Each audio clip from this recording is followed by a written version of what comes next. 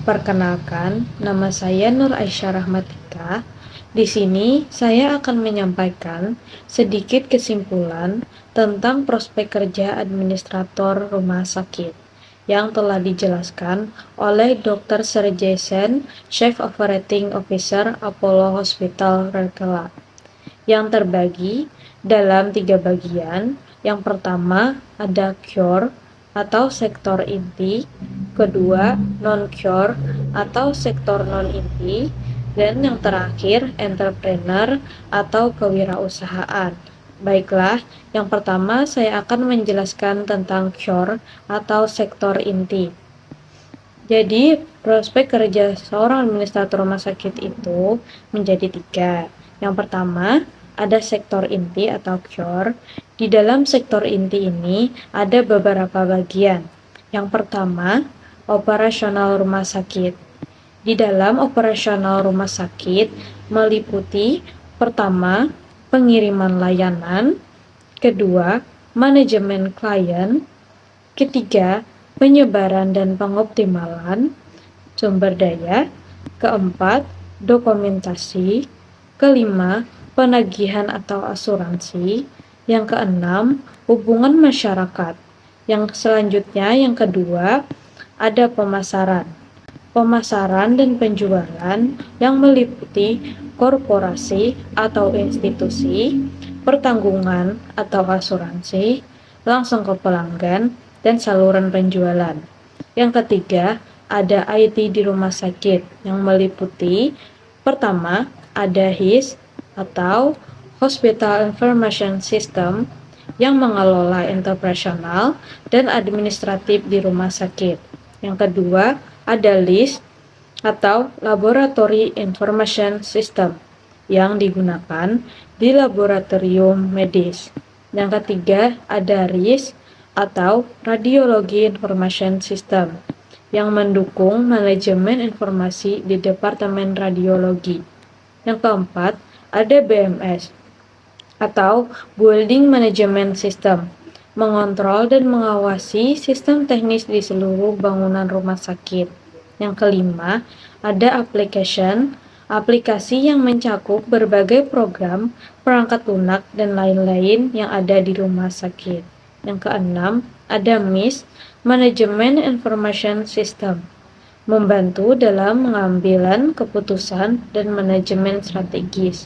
Yang ketujuh, ada EMR atau Electronic Medical Record yang mencatat informasi medis pasien secara digital. Kedelapan, ada feedback atau sistem umpan balik. Yang ketiga, ada keuangan, penetapan biaya, dan asuransi. Manajemen keuangan meliputi 1. Biaya. Biaya itu bisa terkait dengan biaya operasional yang ada di rumah sakit. Yang kedua, ada harga layanan. Contohnya, seperti menentukan biaya yang akan dibebankan kepada pasien atau pihak pembayar atau asuransi. Yang ketiga, ada akuntansi dan pengendalian biaya. Yang keempat, ada perhotelan dan fasilitas yang mencakup 1. Juara perhotelan, kedua, rumah tangga, ketiga, layanan dukungan, keempat, pelayanan pelanggan, kelima, lingkungan dan hortikultura, dan yang kelima ada kualitas dan akreditasi. Kualitas dan akreditasi meliputi juara kualitas, mengelola kualitas dan akreditasi, skor keunggulan layanan, manajemen reputasi. Yang keenam, ada sumber daya manusia. Pertama, manajemen sumber daya manusia. Yang kedua, ada staf dan retensi. Yang ketiga, pelatihan dan pengembangan kapasitas. Yang keempat, peran L&D. Yang kelima, penyebaran dan optimalisasi. Yang keenam, model kerja dokter. Yang ketujuh, manajemen material seperti penanggung jawab pengadaan, mempunyai peran yang sangat penting di rumah sakit, mempunyai peran yang sangat sibuk dan menawan, memerlukan keterampilan peramalan dan negosiasi. interaksi dekat dengan dokter untuk mengelola harapan.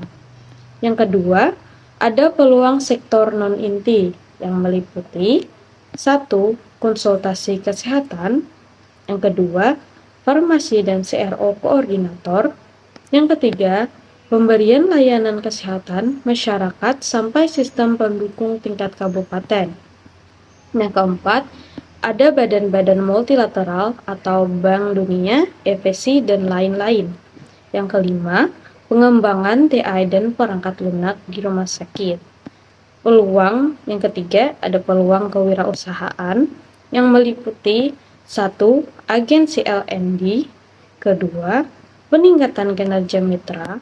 Yang ketiga, dukungan pemasaran. Keempat, konsultasi proyek. Yang kelima, riset pasar. Keenam, kualitas dan akreditasi. Ketujuh, wisata medis. 8. Mendirikan klinik perawatan primer. 9. Penyelenggaraan layanan kesehatan di rumah sakit. Jadi, itulah tadi penjelasan dari prospek kerja dari sektor inti, non-inti, dan yang terakhir ada kewirausahaan. Terima kasih. Informasi sektor kesehatan di Indonesia.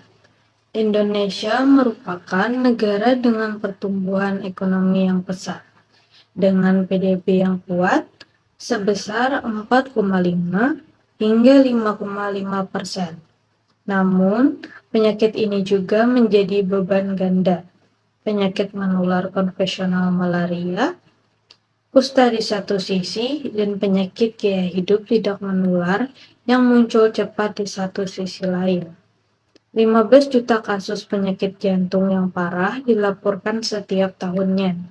Berdasarkan berbagai laporan, pengeluaran perawatan kesehatan Indonesia tertinggal sekitar 300 US dollar per orang dibandingkan negara-negara tetangganya. Selanjutnya, ada perkembangan perubahan fungsi rumah sakit. Pertama, perawatan penyakit akut hingga perawatan penyakit gaya hidup kronis. Kedua, pelayanan kuratif hingga pelayanan preventif. Selain menyembuhkan penyakit, rumah sakit juga aktif dalam memberikan pelayanan preventif untuk mencegah penyakit. Yang ketiga, restoratif menjadi komprehensif. Fokus bukan hanya pada pemulihan, tetapi juga mencakup aspek-aspek lain seperti rehabilitasi dan perawatan jangka panjang untuk meningkatkan kualitas hidup pasien. Yang keempat, perawatan dalam ruang hingga penitipan anak dan perawatan di rumah. Yang kelima, fungsi terisolasi ke fungsi regional. Keenam, perawatan episodik hingga perawatan total. Ketujuh, penetrasi layanan super khusus ke kota-kota tingkat 2 dan tingkat 3. 8. Layanan yang mendukung TI. 9. Obat tele. 10. Kontrak manajemen dan model bisnis O&M. 11. Peningkatan daya beli. 12. Mekanisme pembiayaan kesehatan.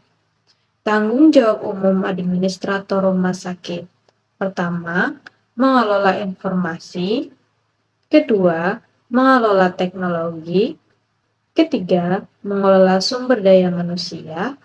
Keempat, mengelola biaya. Kelima, mengelola ekspektasi. Keenam, mengelola reputasi. Itulah tadi sedikit rangkuman dari penjelasan Dr. Sajesen tentang prospek kerja dari sektor inti, non-inti, dan kewirausahaan. Terima kasih.